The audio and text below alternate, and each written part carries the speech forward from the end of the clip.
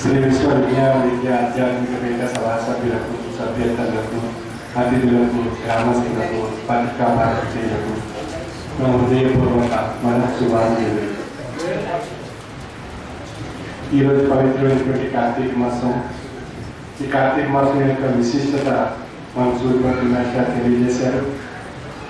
ఈ పవిత్రమైనటువంటి కాలంలో సద్గురుమూర్తి యొక్క సన్నిధానంలో ఆధ్యాత్మిక తత్వాన్ని పూర్తి తరింపజేసేటువంటి కాలాన్ని మనం సద్వినియోగపరచుకోగలిగినట్లయితే మనలో ఆ భగవంతుని యొక్క స్వామి యొక్క మహోన్నతమైనటువంటి ఆశీస్సు మనలో ప్రసరింపబడి మనలో ఉన్నటువంటి జడ కాలుష్యం తొలగింపబడుతుంది, మానసిక మలినాలు తొలగింపబడతాయి, భగవంతుని యొక్క కృప మనపై ప్రసరింపబడుతుంది.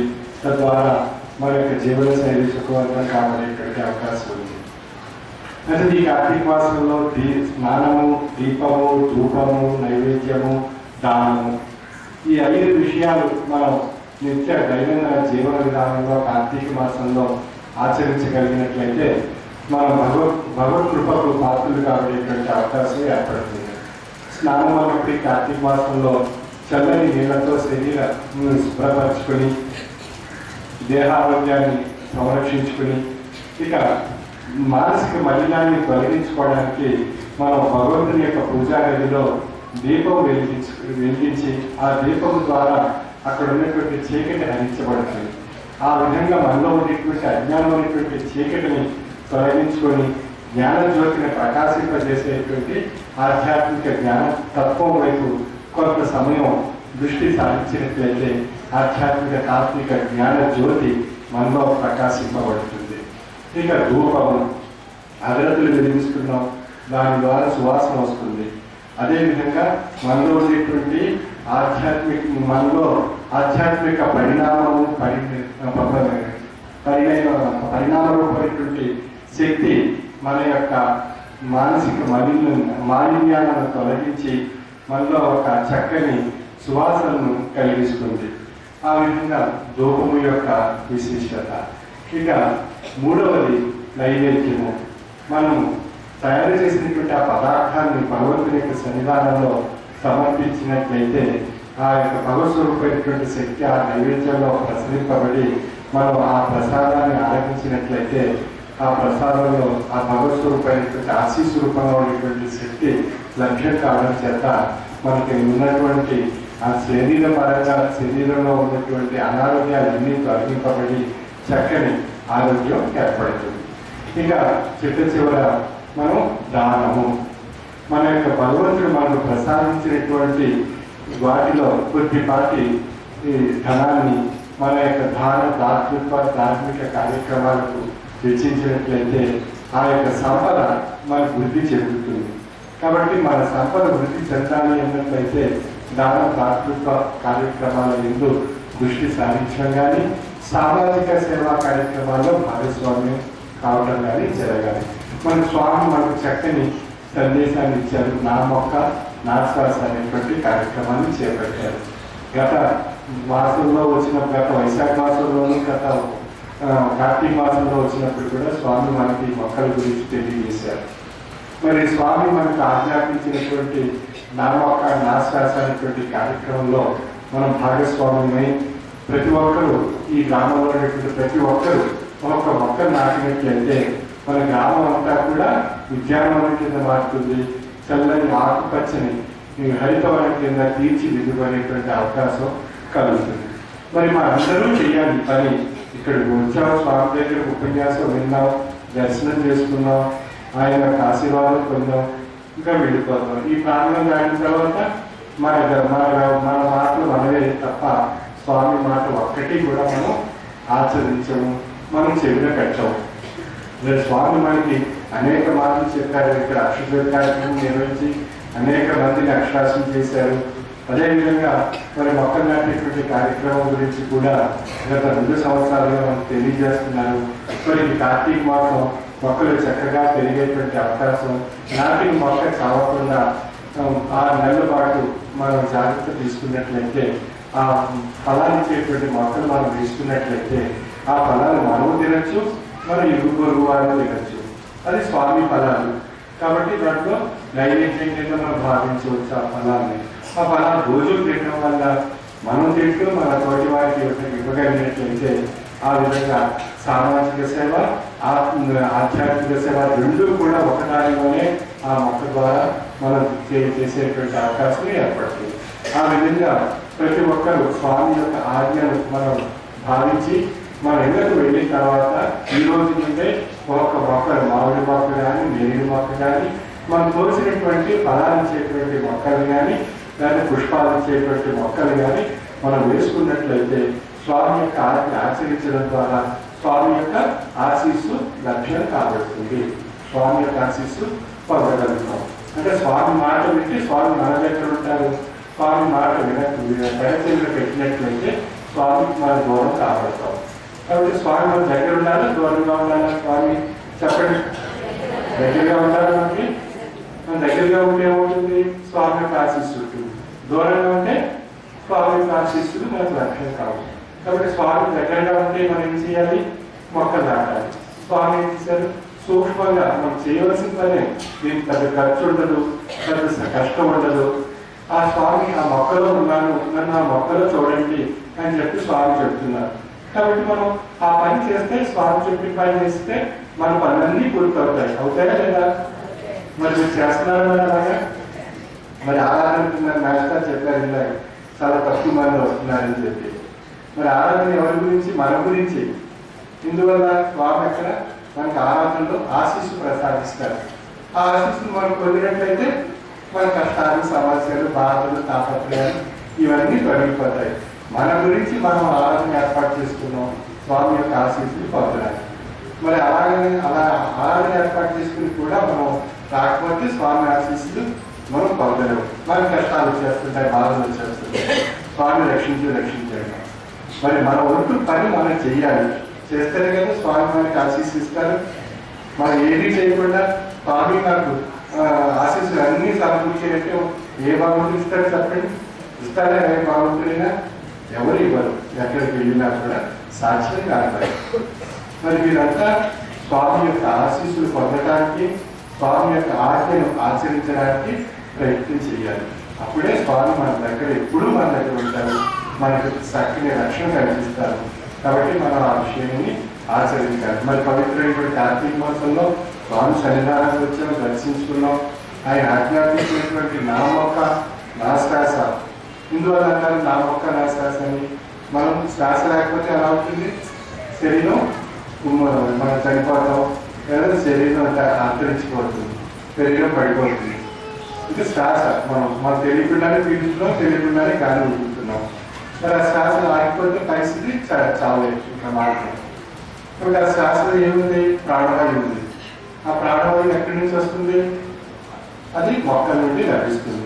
అసలు మొక్కలు ఎన్ని పెంచితే అంత స్వచ్ఛమైనటువంటి ప్రాణవాయువు మనకు లభిస్తుంది. ఆ ప్రాణవాయువు లభించడం చేత మనం స్వచ్ఛమైనటువంటి ఆరోగ్యం ఏర్పడుతుంది. మన పరిసరాలన్నీ కూడా చల్లగా ఉంటాయి, ఆనందంగా మనం గడపచ్చు. మరి శీతాకాలం చూడండి, శీతాకాలం ఎలా ఉండాలి? చల్లగా ఉండాలి వాతావరణం. మరి ఎలా ఉంది? ఈ రోజుని ఎంతో వేడి ఉంది. ఈ వేడి ఎందుకు వచ్చింది? మొక్కలు లేకపోవడం చేత. అంటే మన గ్రామం అంతా ప్రతి ఒక్కరూ ఒక మొక్క నాటండి ఈ రోజు నుంచే ప్రారంభించండి. దాన్ని గడి కట్టుకోవడం, లేకపోతే ట్రీ గార్డ్స్ వేసు, లేదా ఉపరాష్ట్ర రోడ్డు డెవలప్మెంట్ ట్రస్ట్ యొక్క ట్రీ గార్డ్ మన గ్రామంలో మనం ఏర్పాటు చేసుకోవడానికి ఆ సభలో మన ట్రస్ట్ ద్వారా చేయాలనుకునేటువంటి వారు ముందుకు వచ్చినట్లయితే ఆ ట్రీ గార్డ్స్ ఏర్పాటు చేసి మనం మొక్కలు వేసుకోవచ్చు. అలా ఎవరికి వారు ఒక ట్రీ గార్డ్ ఒక మొక్క ఖర్చు ఎంత అవుతుందనేటువంటి విషయం మన ట్రస్ట్ ద్వారా తెలియజేస్తారు. ఆ మొక్కను ఒక ట్రస్ట్ ద్వారా మనం ట్రస్ట్ పేరు తెలుస్తుంది, ఆ మొక్కకు కూడా సంరక్షణ ఏర్పడుతుంది. ఆ మొక్క ద్వారా మన చేతుల యొక్క విషయం, తత్వం, సేవా కార్యక్రమాలు బయట వారికి తెలుసుకోవడానికి అవకాశం కలుగుతుంది. ఆ మొక్క మనం చల్లని నీరు ఇస్తుంది, మనం నాట్యాలని చెప్పి గుర్తుంటుంది. ఆ మొక్కకు సంరక్షణ ఉంటుంది, గేదెలు కానీ మేకలు కానీ వచ్చి తినేయకుండా. మరి ఇంత చక్కని చిన్న అవకాశం మనకు స్వామి ఇచ్చారు. ఆ అవకాశాన్ని మనం సద్వినియోగపరుచుకుంటే పెద్ద ఆశీస్సు మనకు లభిస్తుంది. చిన్న అవకాశం చేత పెద్ద ఆశీస్సు మనం పొందడానికి అవకాశం ఉంది. కాబట్టి మనం ఆ విధంగా ఒక సూక్ష్మంగా మనసుతో ఆలోచన పెట్టండి, ఆలోచించండి. ఆలోచిస్తే మనం ఏదైనా చేయగలుగుతాం, ఆలోచించకుండా ఉంటే ఏది చేయలేం. అందుకని మన ఆలోచన శక్తిని పెంచడానికి స్వామి మనకి ఏం చేశారు, తత్వజ్ఞానం మాసపత్రికలు ఇచ్చారు ప్రతి నెల. ఆ మాసపత్రిక చదవండి, ఎంతో మంది ఎన్నో సేవా కార్యక్రమాలు అనేక చోట్ల చేస్తున్నారు. మనం కూడా మన గ్రామం తరఫున మనం కూడా చేసుకున్నాం అనుకుంటే అందరూ కలిసి, గ్రామ సభ్యులు అందరూ కలిసి చేసుకుంటే ఆ యొక్క సేవా కార్యక్రమాలు మనందరూ కూడా భాగస్వామ్యం కాబడేటువంటి అవకాశం. ఈ విధంగా మనం ఆధ్యాత్మిక సేవ, సామాజిక సేవ ఈ రెండు నేత్రాలకి మన రెండు కళ్ళు ఖచ్చితంగా కనిపిస్తేనే కదా ప్రపంచంలో అన్ని విషయాలు చూడగలుగుతాం. అదేవిధంగా ఆధ్యాత్మిక సేవ అంటే ఆధ్యాత్మిక జ్ఞానాన్ని ప్రతిరోజు అభ్యాసం చేయటం. సామాజిక సేవ అంటే ఇప్పుడు స్వామి మనకు ఆజ్ఞాపించారు, మన మొక్క నాశ్వాస అనేటువంటి భాగంలో మొక్క నాటినటువంటి కార్యక్రమం. అలాగే ఆ మొక్కను నాటినట్లయితే సామాజిక సేవ. ఈ రెండు నేత్రాలతో చూడగలిగినట్లయితే మనలో పరిపూర్ణత్వం ఏర్పడుతుంది. అటువంటి పరిపూర్ణత్వాన్ని ప్రసాదించేటువంటి మతాతీత ఆధునిక మానవత దేవాలయం శ్రీ విశ్వ విజ్ఞాన విద్య ఆధ్యాత్మిక విద్య యొక్క తత్వము. అందువల్ల ఇది కులాలతో కానీ, మతాలతో కానీ, జాతులతో కానీ, వర్గాలతో కానీ, పేదవాడ ధనవంతుడా అనేటువంటి వ్యత్యాసం లేనటువంటి తత్వపీఠము శ్రీ విశ్వ విజ్ఞాన విద్య ఆధ్యాత్మిక పీఠం యొక్క తత్వము. అంటే ఇక్కడ వేషభాష్యాలకు తావు లేదు, మెస్మరిజంలకు, కనికట్టు వీచలకు తావు లేనటువంటి తత్వము. అంటే మనకి సూక్ష్మమైనటువంటి సామాన్యమైనటువంటి మన యొక్క లౌకికమైనటువంటి జీవన విధానంతో అన్వయింపబడినటువంటి చక్కని తార్కిక జీవన సంస్కృతి శ్రీ విశ్వ విజ్ఞాన విద్య ఆధ్యాత్మిక పీఠం యొక్క తత్వం. అంటే మనం ఎవరిని విమర్శించకూడదు, ఎవరి వస్తూ మనకు అవసరం లేదు. మన సాంప్రదాయం, మన సంస్కృతి మనం నిర్వహించడంలో ఎంతవరకు మనం సామర్థ్యంగా సాఫల్యతతో మనం పని చేయగలుగుతున్నాం అనేటువంటి విషయమే మనకు ప్రధానం. కాబట్టి మన పని మనం చక్కగా చేయగలుగుతున్నామా లేదా అనేది మనకి ఇక్కడ ప్రధానమైనటువంటి అంశము. మన తత్వాన్ని మనం పూర్తిగా అర్థం చేసుకోగలుగుతున్నాం లేదా అనేటువంటిది మనకి ప్రధాన ఆశయము. ఇక సామాజిక సేవా కార్యక్రమాలు ఎన్నో మన పీఠం తరఫున జరుగుతున్నాయి. వాటిలో మన అందరం కూడా ఏదో కొద్దిపాటి మనం అవకాశాన్ని ఆ యొక్క సేవా కార్యక్రమాల్లో ఉపయోగించి సద్వినియోగపరుచుకున్నట్లయితే మనకు సామాజిక సేవ ద్వారా కూడా మానవ సేవే మానవ సేవ. అంటే మా తోటి మానవుడికి సేవ చేయగలిగినప్పుడే మానవుడు మనల్ని దర్శనమిస్తారు. అది ఒక సామాజిక సేవ. ఆ సామాజిక సేవాపరమైనటువంటి కార్యక్రమాలు ఎన్నో ఉన్నాయి. అందులో ఈ ప్రత్యేకత నా మొక్క నాశ్వాసాన్ని బట్టి కార్యక్రమం. అందుకు సూక్ష్మమైనటువంటి కొద్దిపాటి ధనాన్ని వెచ్చించి మనం ఫ్రీగా ఏర్పాటు చేసుకుని ట్రస్ట్ తరఫున ట్రస్ట్ తరఫున మొక్కలు నాటి ఆ మొక్కలు మనం స్వామి మొక్క అని పేరు పెట్టుకుని స్వామి మన ఇంటి గుమ్మం ముందు మన పెరట్లో మన వీధి మొదట్లో ఉన్నారు స్వామి అని చెప్పి ఆ ట్రీ గార్డ్స్ మీద ఉన్నటువంటి పేరు ఆ ట్రీ ఆ మొక్క రూపంలో స్వామి మనకు రక్షణగా మన ముందు ఉన్నారు అని చెప్పే అవకాశం మనకు కలుగుతుంది. ఆ విధంగా ప్రతి ఒక్కరు చేసి చూడండి. ఇంకొక సంవత్సరం ఈ రోజు నా మొదలైతే మళ్ళీ వచ్చే కార్తీక మాసాన్ని చూసినట్లయితే మనకి దాంట్లో ఎంతో ఆనందం అనుభూతి కలుగుతుంది. కాబట్టి ప్రతి ఒక్కరు ఈ ఆయా లక్ష్యాలతో మన స్వామి యొక్క కృపకు పాత్రలు కావాలనేటువంటి సంకల్పం మనలో బలీయంగా ఉంటే స్వామి మన దగ్గర ఉంటారు. మన యొక్క లక్ష్యం బలీయంగా ఉంటే స్వామి నుండి మనం దూరంగా ఉండే అవకాశం ఉంది. కాబట్టి మనం దగ్గరగా ఉండాలి, దూరంగా ఉండాలి అనేటువంటి విషయం మన యొక్క నిర్ణయానుసారమే జరుగుతుంది. కాబట్టి మనం స్వామి దగ్గరగా ఉండాలా, దూరంగా ఉండాలా చెప్పండి. మనం చెప్పాలి అది సరే. కాబట్టి మరి సూర్యపర్తి మాస్టర్ మరి నవ యువకుడు ఆయన సుమారు 70-80 సంవత్సరాలు అనుకుంటారు. 78 సంవత్సరాలు కుర్ర వయసులో ఉన్నారు యువకుడు. ఈ మధ్యకాలం చూసిన 45 సంవత్సరాలు వచ్చినట్టే నడవలేకపోతున్నారు, పనులు చేయలేకపోతున్నారు. మరి ఎంత స్పీడ్గా నడుస్తున్నారు. మరి ఆశ్రమాన్ని ఎంత చక్కగా తీర్చిదిద్దారు. మరి ఆశ్రమానికి స్థలాన్ని సమకూర్చారు రాజుగారి ద్వారా. మరి ఇంత పెద్ద స్థలాన్ని సమకూర్చడం, ఇంత పెద్ద నిర్మాణం చేయడం, ఇన్ని కార్యక్రమాలు మనందరి చేత ఏకతాటిపై ఒక్కడే వన్ మ్యాన్ ఆర్మీ అంటారు. ఆ విధంగా ఆయన ఒక్కడే ఉండి ఈ అన్ని పనులు చేయగలుగుతున్నారు. చేస్తూ మళ్ళీ ఆయన వయసుతో 70 సంవత్సరాలు అంటే నడవని పరిస్థితి మాట ఈ రోజుల్లో. అటువంటిది ఆయన యొక్క వయసుకి చేసేటువంటి పనులకి చూసుకున్నట్లయితే ఎంతో మనకి ఆశ్చర్యం కలిగిస్తున్న విషయం. మరి స్వామి ఆయనలో ఉండి ఆయన చేత ఆ పనులన్నీ ఆయన చేయించుకుంటున్నారు. మరి ఆయన స్వామి దగ్గరగా ఉన్నారు కాబట్టి ఆ పనులన్నీ ఆయన స్వామి ఆయనలో ఉండి చేయిస్తున్నారు. అంటే మనం కూడా ఆ శిల్పతుల మాస్టర్ లాగా తయారవ్వాలి. అవుతారా? మరి అలా అయితే అప్పుడే వారు నిజమైనటువంటి శ్రీ విశ్వవిద్యాలయ ఆధ్యాత్మిక సభా సభ్యులు, వారే నిజమైనటువంటి భక్తులు, వారే నిజమైనటువంటి స్వామి యొక్క ఆప్తులు, వారే నిజమైనటువంటి స్వామి యొక్క బంధువులు, వారే స్వామి యొక్క నిజమైనటువంటి సోదర సోదరీమణులు.